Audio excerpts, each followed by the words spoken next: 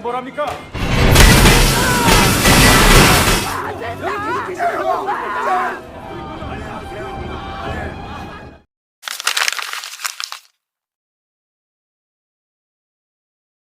Hai semuanya, gimana kabarnya? Semoga selalu baik ya. Pada kesempatan kali ini, gue Abang Admin akan membawakan alur cerita dari sebuah film bertemakan bencana survival, dengan judul Pandora. Film ini dirilis tahun 2016 lalu, dan disutradarai oleh Park Jung-woo. Menceritakan tentang ledakan reaktor nuklir di sebuah desa di Korea Selatan, yang menimbulkan efek serius, berupa bencana radiasi yang berpotensi membuat satu negara lumpuh. Mampukah bencana ini diatasi? Lalu bagaimana keseruan dan ketegangannya? Gak usah lama-lama, kita langsung mulai aja alur ceritanya. Film dibuka dengan sebuah scene yang memperlihatkan sekelompok anak yang tengah memandangi bangunan pembangkit listrik tenaga nuklir, yang dibangun tak jauh dari desa tempat mereka tinggal. Menurut salah satu dari mereka, bangunan itu membawa berkah karena memberikan listrik dan juga kehidupan yang makmur bagi desa. Tapi salah satu anak lain mengatakan, kalau ia pernah mendengar cerita dari kakaknya, bahwa bangunan itu juga bisa membawa bencana di masa depan. Lalu film maju ke 12 tahun setelahnya, para anak kecil di scene awal tadi kini sudah beranjak dewasa dan mereka semua bekerja sebagai teknisi di PLTN yang ada di desa mereka itu.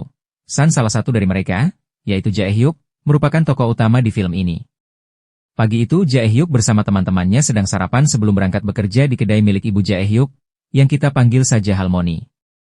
Selain tinggal bersama ibunya, Jae-hyuk juga tinggal bersama kakak iparnya, yaitu Jung-hye, dan keponakannya yang bernama Min-jae. Saat sedang sarapan, Jae-hyuk juga didatangi oleh pacarnya, yang bernama Juyeon.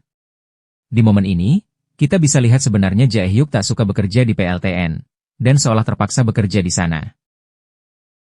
Selesai sarapan, Jae-hyuk bersama para pekerja PLTN pergi menggunakan bus ke area PLTN. Mereka semua sempat dihadang oleh para warga desa yang melakukan demonstrasi menolak keberadaan PLTN tersebut. Tapi singkat cerita, Jae-hyuk dan kawan-kawannya akhirnya sampai di PLTN tempat mereka bekerja, yang bernama PLTN Hanbyul. Di sana, salah satu teman Jae-hyuk yang bernama Gil-sok bertemu ayahnya, yang ternyata juga bekerja di PLTN Hanbyul. Dari sini kita bisa tahu, kalau kebanyakan pekerja di PLTN Hanbyul ini adalah warga desa sekitar PLTN itu dibangun. Setelah itu, kita juga dijelaskan sedikit mengenai PLTN Hanbyul ini. Di mana, sama seperti pembangkit listrik tenaga nuklir lain, PLTN Hanbyul menggunakan uap dari reaksi fusi sebagai alat penggerak generator listrik. Disebutkan juga kalau PLTN merupakan salah satu pembangkit listrik dengan energi terbarukan yang ramah lingkungan, sehingga cocok digunakan di era pemanasan global ini. Sementara itu diberitahu juga, kalau khusus PLTN Hanbyul ini, dibangun dengan sistem yang canggih, pencegah gempa, dan alat pendeteksi getaran, sehingga bisa dipastikan keamanannya. Sore harinya setelah selesai bekerja, Jae-hyuk dan teman-temannya nampak sedang mengobrol sambil menikmati sore. Di sini, Jae-hyuk mengatakan kalau ia berencana pergi ke luar negeri selama 2 tahun, karena ia merasa bekerja di PLTN Hanbyul tak memberikannya penghasilan yang cukup. Tak hanya menjelaskan rencana itu pada temannya, di malam hari Jae-hyuk juga memberitahu rencananya ini pada sang pacar, Juyeon. Jae-hyuk memberitahu, jika ia hanya akan pergi sekitar 2 tahun kemudian akan kembali ke sana untuk menikahi Juyeon. Akan tetapi, Juyeon tak setuju karena Juyeon saat ini tinggal sebatang kara, sehingga ia enggan ditinggal oleh Jae-hyuk, bahkan Juyeon mengancam jika Jae-hyuk nekat pergi, maka ia akan mengakhiri hubungan mereka. Sementara itu, kita kemudian diperlihatkan pada sosok Presiden Korea Selatan, yang bernama Kang Ho. Di sini ia menerima sebuah laporan penting mengenai pembangunan reaktor nuklir baru di PLTN Hanbyul.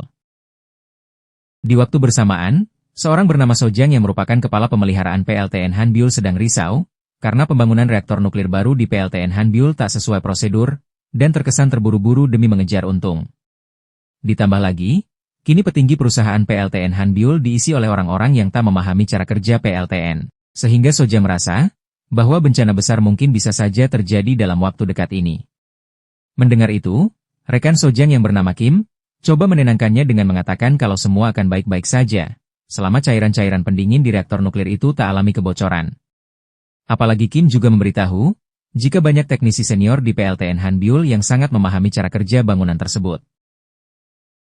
Kembali ke Jae-hyuk, saat pulang ke rumah ia berusaha membujuk ibunya agar mau memberikannya izin bekerja di luar negeri.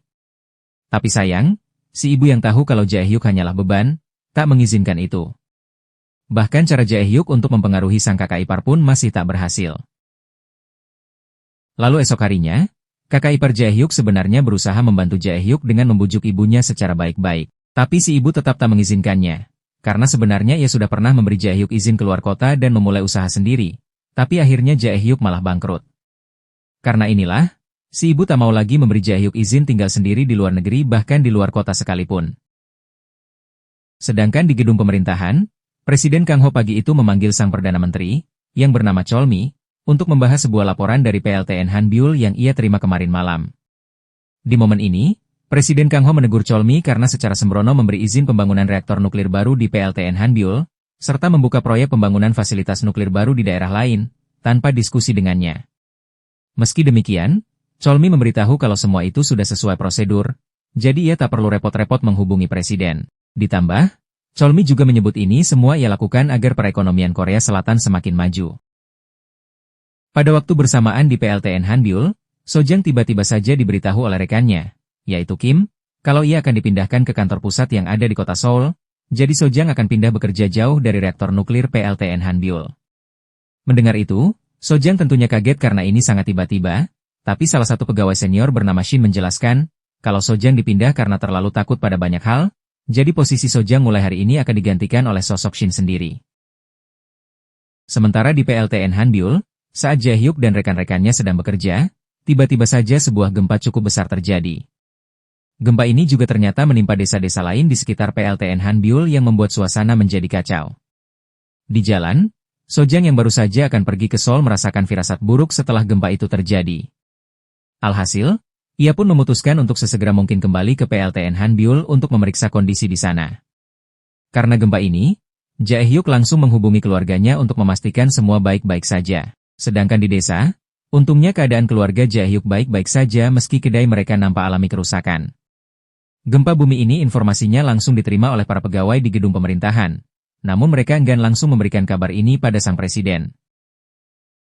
Kembali ke PLTN Hanbyul, Sojang yang datang langsung masuk ruang kontrol dan menanyakan kondisi di sana.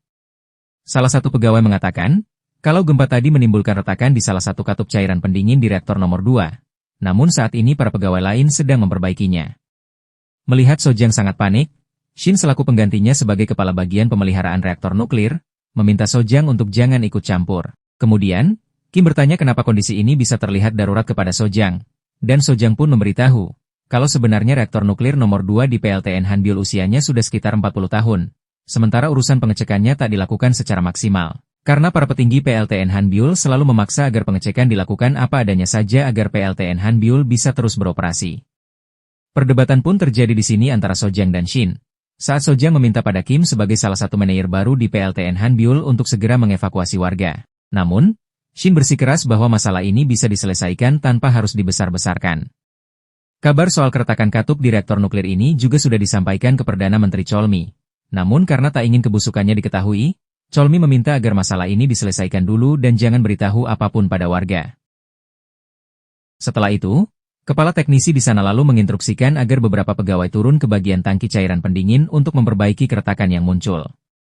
Pengerjaan pun mulai dilakukan, namun kondisi tak juga membaik, justru suhu di dalam reaktor terus melonjak naik, dan tingkat radiasi pun semakin banyak di ruangan itu. Tak lama, karena ada kesalahan teknis, tekanan di pipa lain meningkat sehingga kebocoran semakin membesar. Bahkan beberapa pegawai yang sedang melakukan perbaikan terluka karena terkena cairan pendingin yang tinggi akan kadar radiasi zat radioaktif. Para pegawai yang terluka tadi langsung dibawa ke rumah sakit. Sementara Jae-hyuk yang melihat kondisi pegawai tadi seketika teringat kejadian saat mendiang kakak dan ayahnya juga menjadi korban kecelakaan kerja di PLTN Hanbyul. Karena hal itulah, Jae-hyuk langsung bergegas berniat kabur dari sana meski saat itu masih jam kerja. Teman-teman Jae-hyuk jelas melarang Jae-hyuk karena itu bisa membuatnya dipecat. Namun Jae-hyuk tak peduli, dan justru Jae-hyuk mengajak mereka juga kabur demi keselamatan mereka. Sayangnya, teman-teman Jae-hyuk yang sudah diperingatkan oleh Jae-hyuk memilih lanjut bekerja. Di gedung pemerintahan, Presiden Kang Ho nampak emosi setelah ia tahu kalau info soal kecelakaan dan kebocoran cairan pendingin di PLTN Hanbyul selama ini disembunyikan oleh sang Perdana Menteri. Ia pun langsung meminta proses evakuasi dilakukan pada warga sekitar. Akan tetapi, Perdana Menteri Cholmi meminta agar Presiden tak tergesa-gesa melakukan evakuasi, dengan dalih hal tersebut bisa menimbulkan kepanikan massal. Sejumlah menteri bawahan Perdana Menteri Cholmi pun turut berusaha menenangkan presiden, dengan mengatakan semua prosedur keselamatan sedang dijalankan, dan kondisinya tak seburuk yang presiden bayangkan. Sementara di PLTN Hanbiul, kondisi ternyata semakin kacau, bahan bakar nuklir yang kekurangan cairan pendingin terus memanas, sehingga tekanan hidrogen di dalam reaktor nuklir nomor 2 terus meningkat. Awalnya, semua itu bisa diatasi dengan menyiramkan cairan pendingin secara manual. Namun semuanya terlambat karena konsentrasi hidrogen sudah terlalu tinggi. Sehingga kini mau tak mau mereka harus membuang emisi gas radiasi dan hidrogen keluar dengan membuka katup ventilasi. Tapi risikonya, rencana ini akan membuat desa-desa sekitar PLTN Hanbiul tercemar radiasi nuklir, sehingga warga desa harus dievakuasi. Rencana ini pun mereka sampaikan ke Presiden Kang Ho, tapi kemudian dilema besar muncul, karena waktu terlalu minim. Ditakutkan saat proses evakuasi warga, reaktor nuklir meledak dan malah membahayakan semuanya. Meski demikian, keputusan harus segera diambil sehingga mau tak mau rencana pembukaan katup ventilasi ini pun dilakukan. Dan di waktu bersamaan pemerintah mulai mengevakuasi warga sekitar. Proses evakuasi pun mulai dilakukan. Di sini keluarga Jae-hyuk bertemu Juyeon yang sedang membantu proses evakuasi. Mereka menanyakan apa yang sebenarnya terjadi, namun Juyeon juga tak mengetahui informasi apapun. Kembali ke dalam PLTN Hanbiul, situasi sangat kacau di sana. Salah satu pegawai yang sadar bahwa reaktor nuklir nomor 2 akan meledak, lantas mengajak rekan-rekannya untuk segera keluar dari sana, sehingga kepanikan pun terjadi.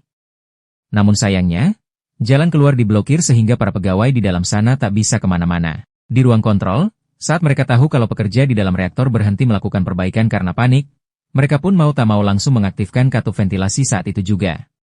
Di waktu bersamaan, para pegawai di reaktor masih berusaha membuka paksa pintu otomatis di sana. Celakanya, meski sempat terjadi perdebatan, usaha para pekerja di ruangan kontrol untuk membuka katup ventilasi gagal karena sistem mengalami error. Cara manual pun berusaha dilakukan, beberapa orang langsung turun ke ruangan katup ventilasi. Sayang sekali baru saja katup ventilasi akan terbuka. Tekanan gas radiasi di sana sudah terlampau tinggi. Hingga pada akhirnya reaktor nuklir nomor 2 pun meledak begitu hebat.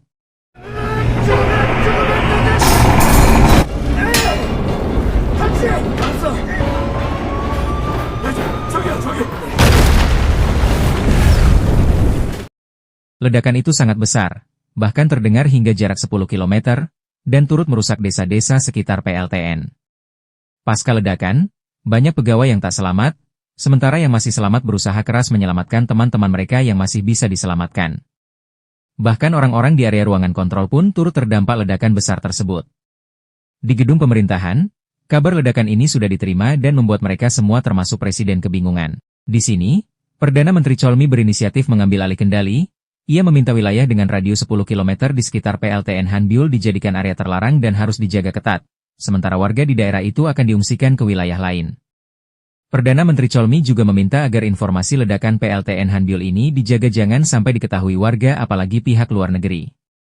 Meski sempat akan mendebat keputusan sang Perdana Menteri, tapi Presiden Kang Ho yang sudah kalut akhirnya menyetujui rencana tersebut. Pihak Menteri Dalam Negeri Korea Selatan pun langsung memberikan jawaban-jawaban seadanya, saat sesi konferensi pers insiden PLTN Hanbiul ini dilakukan, sesuai permintaan Perdana Menteri Cholmi.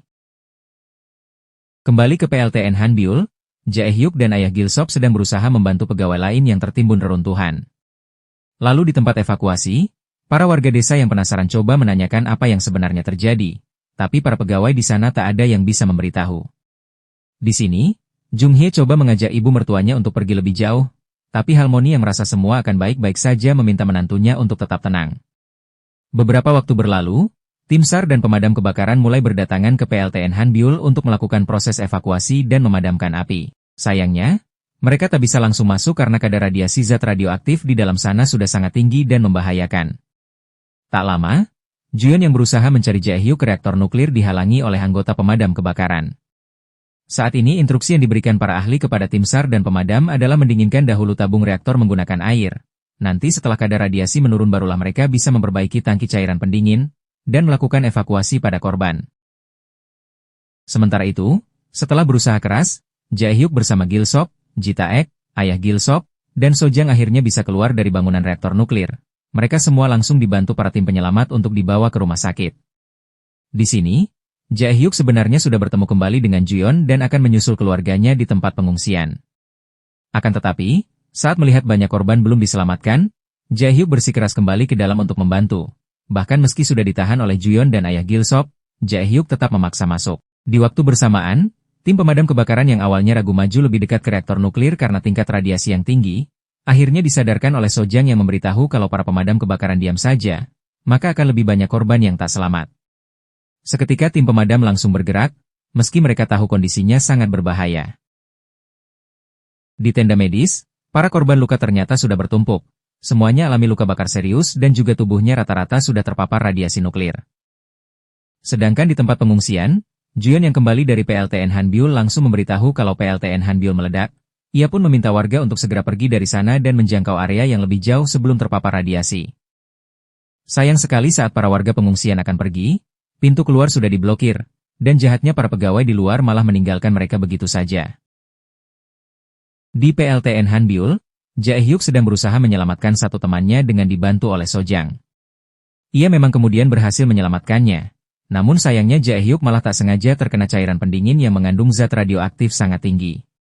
Benar saja, setelah itu karena tubuhnya tak kuat, Jae-hyuk pun ambruk. Di momen yang sama, Sojang melihat beberapa mobil pemadam berhenti menyiram air karena pompa mereka mulai kehabisan air. Sojang lantas menyuruh mereka menggunakan air laut yang kebetulan letaknya sangat dekat dengan reaktor nuklir. Karena jika tidak dilakukan, maka reaktor akan meleleh dan bencana lebih besar akan terjadi. Akan tetapi ketua tim pemadam mengatakan kalau mereka tak diizinkan melakukan itu. Shin kemudian muncul dan mengatakan, kalau menyiram reaktor menggunakan air laut akan membuat reaktor berkarat dan tak akan bisa digunakan lagi. Mendengar itu, Sojang sangat emosi pada Shin yang merupakan kacung petinggi perusahaan, karena di saat genting seperti ini mereka masih sempat-sempatnya memikirkan uang, alhasil Sojang pun menegaskan ia akan bertanggung jawab atas semua kerugiannya. Sayang sekali, tim pemadam tetap tak bisa melakukan permintaan Sojang untuk menyiram reaktor dengan air laut, karena pihak atasan mereka tak memberi izin.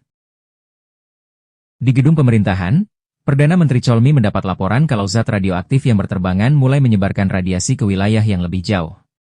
Ia pun meminta agar perlahan-lahan evakuasi dilakukan, dan yang terpenting ia meminta agar kabar ini jangan diberitahu kepada presiden dan warga di luar daerah. Sedangkan di area pengungsian, Jung Hye yang agak kalut dengan kondisi saat ini, lantas melampiaskan emosinya pada Halmoni, mertuanya sendiri. Halmoni pun di sini hanya bisa meminta maaf karena tak mau mendengar saran dari menantunya, yang sebelumnya sudah memperingatkan mereka agar pergi lebih jauh.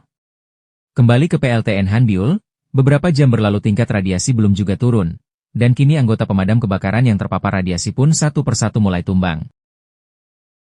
Keesokannya, kondisi ternyata semakin serius. Di gedung pemerintahan, Menteri SDM Korea Selatan mengatakan kalau kini di reaktor nomor 1 juga mulai terjadi kebocoran pada tangki cairan pendinginnya, dan jika ini terus terjadi maka 4.000 ton batan nuklir yang direndam di dalamnya akan terpapar oksigen, lalu menimbulkan ledakan yang lebih besar dari ledakan reaktor nuklir nomor 2 yang sebelumnya sudah terjadi. Celakanya, karena dinding reaktor 1 ini umurnya baru dan dibangun secara terburu-buru menggunakan semen biasa, jadi pondasinya tak akan mampu menyerap radiasi, sehingga zat radioaktif yang tersebar keluar akan jauh lebih tinggi, bahkan berpotensi melumpuhkan seluruh negara Korea Selatan. Lebih runyamnya lagi, kini informasi yang sebelumnya berusaha ditutup-tutupi Perdana Menteri, perlahan-lahan diketahui oleh warga Korea Selatan, bahkan pihak luar sehingga situasi semakin kacau. Di area pengungsian, karena muak terus dikurung, para warga yang dipimpin Juyeon akhirnya mendobrak paksa pintu keluar untuk kemudian kabur menggunakan bis ke daerah yang lebih jauh dari PLTN Hanbyul.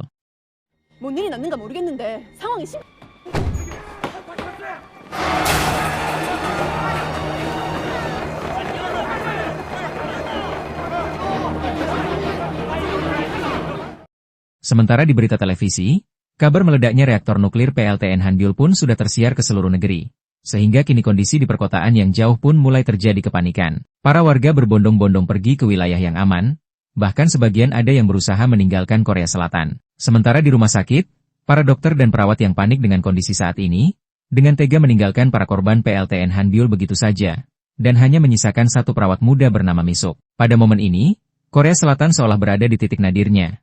Kondisi negara nyaris lumpuh, dan kerusuhan sudah terjadi di mana-mana. Bahkan orang-orang di pemerintahan mulai kebingungan dengan situasi yang ada.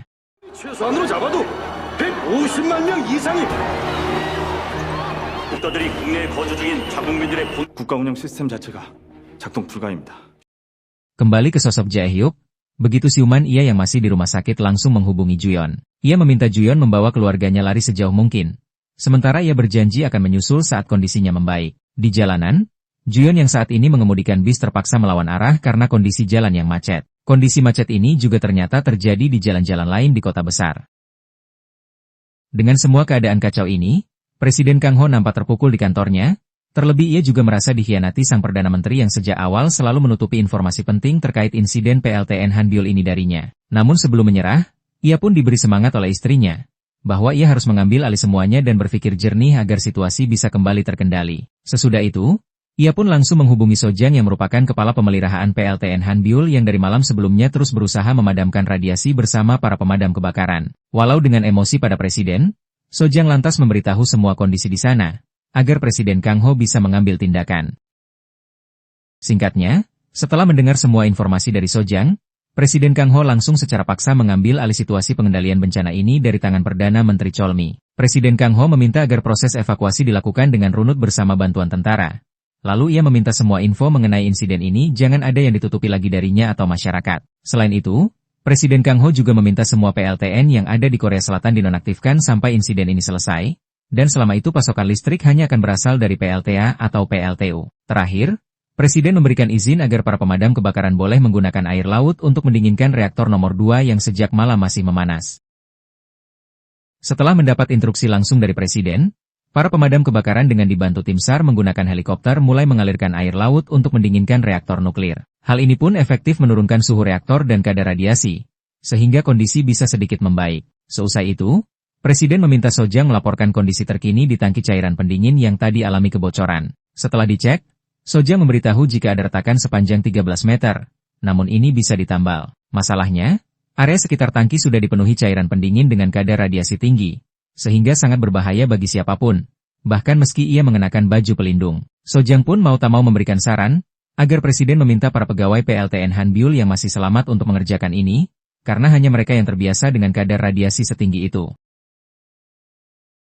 Di jalanan, karena kemacetan sangat parah, Juyon, Halmoni, Junghye dan para warga desa terpaksa melanjutkan perjalanan mereka dengan berjalan kaki menjauhi PLTN Hanbiol. Tak lama, lewat sebuah siaran umum di televisi, Presiden Kang Ho muncul dan memberikan pernyataan resminya. Presiden Kang Ho menyampaikan permintaan maafnya, sekaligus ia meminta kerelaan bagi pegawai PLTN Hanbiol yang masih selamat untuk menambah retakan di tangki cairan pendingin. Meski taruhannya nyawa, tapi Presiden Kang Ho memohon karena ini semua demi kelangsungan bangsa.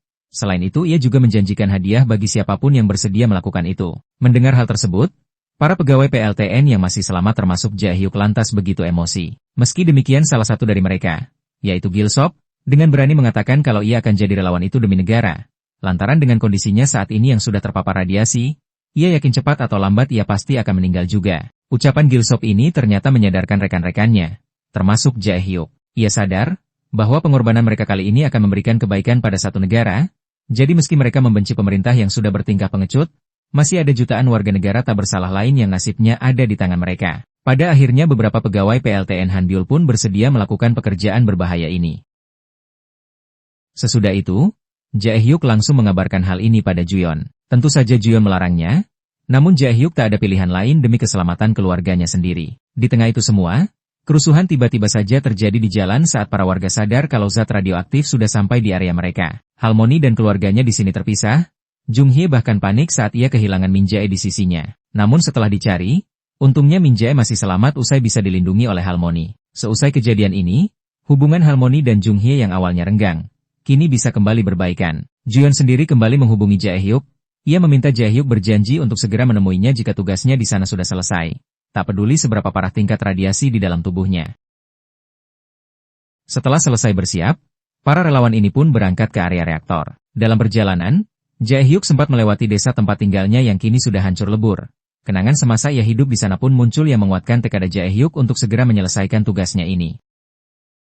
Sesampainya di reaktor nuklir, para relawan disambut tim SAR dan tim pemadam kebakaran yang memberikan mereka semua penghormatan atas tindakan heroik yang akan dilakukan. Di jalan, informasi bahwa Jae Hyuk dan para pegawai PLTN Hanbiol yang masuk ke reaktor nuklir untuk melakukan proses perbaikan ternyata sudah didengar oleh Halmoni. Tahu bahwa anaknya dalam bahaya, Halmoni berusaha kembali ke desanya untuk menyusul Jae Hyuk, tapi ia tentu saja langsung ditahan oleh keluarganya. Singkat cerita, proses perbaikan tangki cairan pendingin sudah dimulai. Pekerjaan mereka juga direkam secara langsung agar bisa disaksikan dan dikontrol langsung oleh Presiden. Hal ini jelas tak mudah, karena kadar radiasi yang tinggi di ruangan itu, Banyak pegawai yang langsung jackpot saat baru beberapa menit masuk ke dalam. Meski demikian, secara bergantian mereka semua mengerjakan tugas berat itu. Awalnya semua lancar, namun retakan di tangki malah membesar dan cairan pendingin kian deras keluar dari tangki penyimpanan. Dirasa tak ada lagi yang bisa dilakukan, Sojang meminta para pegawai untuk kembali karena rencana mereka gagal. Akan tetapi, Jae-hyuk memberikan satu idenya, yaitu memblokir pintu ruangan, lalu meledakkan langit-langit ruangan di bawah tangki penyimpanan, agar nantinya ruangan tersebut bisa menjadi semacam kolam penampungan sementara cairan pendingin batangan nuklir. Meski ide ini dinilai gila, tapi para ahli yang memantau itu mengatakan kalau cara itu masuk akal. Namun, karena sempitnya waktu, Sojang menyebut harus ada satu orang yang dikorbankan di dalam ruangan itu untuk menyalakan detonator peledak secara manual. Karena tak ada orang lain, akhirnya Jae-hyuk lah yang menyatakan akan berkorban. Lantaran kebetulan ia juga paham cara kerja alat peledak.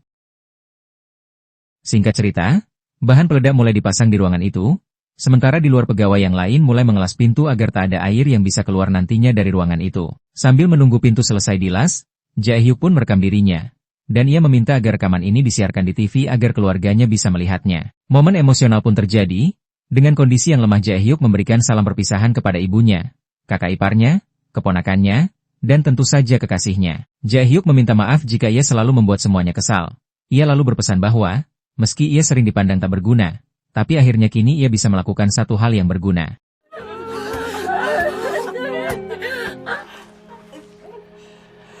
속상해하지. 봤는데 그게 왜 행수네. Selesai memberi pesan-pesan terakhir pada orang-orang tersayang, dan pintu keluar juga selesai dilas, Jae-hyuk pun langsung meledakkan ruangan itu.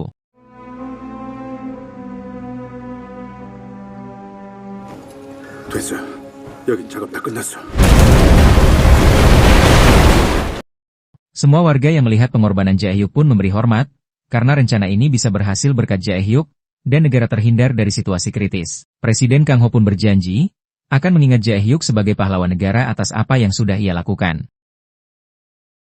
Beberapa minggu setelah insiden itu, PLTN Hanbyul ditutup, lalu para relawan tadi termasuk Jae-hyuk yang sudah gugur pun diberi penghargaan oleh Presiden. Sementara keluarga mendiang Jae-hyuk ini sudah diungsikan ke area yang lebih aman, jauh dari PLTN. Di akhir film, sebagai penghormatan, Jion pun menaruh foto masa kecilnya bersama Jae-hyuk, dan teman-temannya yang lain di pagar besi pembatas jalan menuju PLTN Hanbyul. Lalu setelah itu film pun selesai.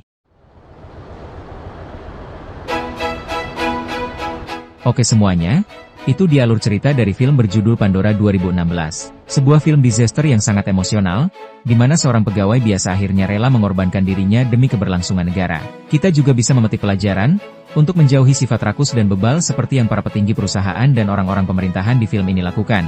Karena itu sangat berbahaya, bahkan efeknya sampai mengancam jiwa jutaan warga negara yang tak bersalah. Untuk film Pandora ini sendiri gue bisa kasih nilai 7/10. Sekian untuk video kali ini. Terima kasih buat yang udah nonton dan mohon maaf kalau ada kekurangan. Kalian bisa kasih gue kritik, saran, masukan, atau diskusi di kolom komentar. Jangan lupa like dan share video ini, juga subscribe supaya kalian gak ketinggalan video baru. Segitu aja dari gue, sampai jumpa di video selanjutnya. Wassalamualaikum.